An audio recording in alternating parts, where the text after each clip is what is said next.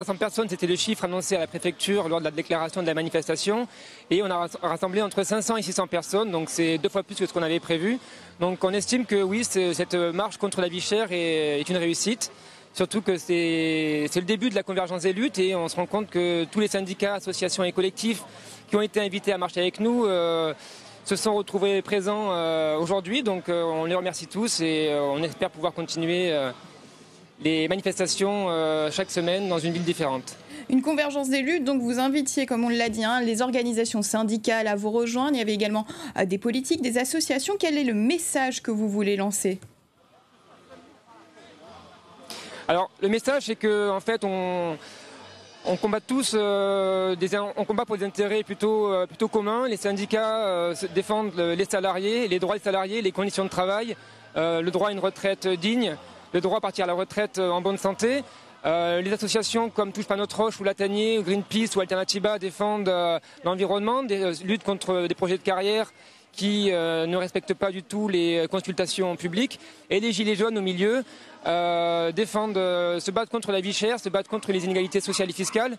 Et je pense qu'à un moment donné, il est logique que tous ces combats puissent se rejoindre et qu'on puisse tous marcher ensemble parce que finalement on défend tous l'intérêt général. On n'est pas là à défendre notre propre intérêt. L'intérêt général, et on apprenait que le cortège se dirigeait vers la route du littoral. Quelle est la suite à donner à cette manifestation ?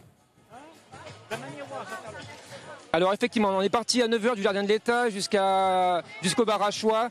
Donc on a mis environ 2 heures et puis on a du coup bloqué un petit peu le bar à choix de manière symbolique. Et ensuite un groupe de gilets jaunes a souhaité continuer jusqu'au rond-point qui marque le début de la route du littoral pour déposer un cercueil symbolique sur ce rond-point. Et là je les vois en train de revenir justement, un groupe d'environ 200 personnes. Donc tout s'est bien passé, il n'y a pas eu de grabuge, pas eu de violence. Donc c'est ce qu'on avait prévu. Pas de blocage en vue donc ? Non, pas de blocage permanent en vue. L'idée, c'était pas de paralyser les Réunionnais. L'idée, c'était de montrer qu'on pouvait relancer le mouvement social, que les Gilets jaunes étaient encore présents sur l'île, même s'ils sont peu nombreux sur les ronds-points.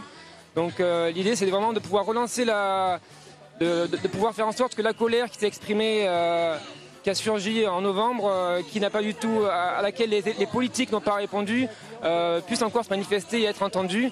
Et donc l'idée de cette manifestation, de cette première marche contre la vie chère, c'est vraiment de pouvoir faire en sorte que les Réunionnais puissent se retrouver, puissent rediscuter ensemble et pourquoi pas s'associer dans des luttes communes pour lancer chaque semaine, comme en métropole, des manifestations dans une ville différente.